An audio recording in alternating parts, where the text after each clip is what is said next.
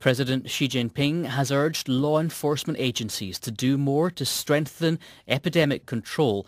And in parts of Hubei and Zhejiang provinces, only one person per household is allowed to go out every 2 days to buy necessities, an order that affects millions. But as our China media analyst Kerry Allen told me, not everyone is obeying the government orders. There have been a number of cases in the last 24 hours that have been all over the media about people faking the fact that they've come from Wuhan or from Hubei province where this coronavirus started. So, for example, they've been giving other information or they've been getting on different trains to different locations and then diverting. And the government has been saying that you will be punished, and a number of people already have been given between 10 and 15 days administrative jail sentences just because they haven't said where they're coming from. Do people have to stay at home all the time? Because I imagine there's grocery shopping to be done, for example. Yeah, I mean, I remember early on when there was a lot of panic over cities in lockdown in Hubei province, but I was speaking to friends in Shanghai that wasn't in lockdown, but basically effectively people were in lockdown because people feel they can't go out without a mask. They're worried that this virus might spread. They're worried about the stigma that comes from not wearing a mask, that you're not seen as being hygienic. So a lot of places all over China, after this virus started developing, people were just not going out whatsoever.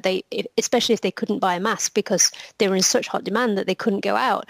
So yeah, people are very much concerned. They don't want to go out onto the streets. And even though some areas have said, for example, if you've got work or school, you've got to go to school, they've suspended the time for these restarting. So how are people filling all this time they're now spending inside their own homes? And they've got a lot of it, yeah.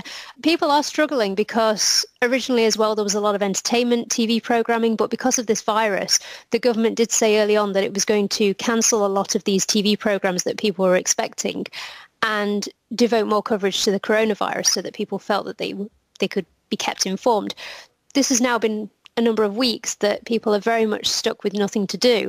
And people have been increasingly live streaming and showing how they're coping. Trying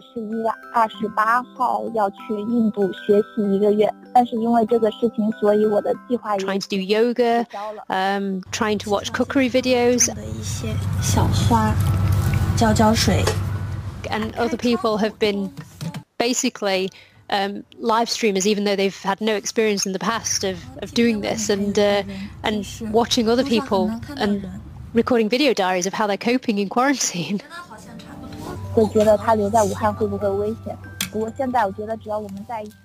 Kerry Allen.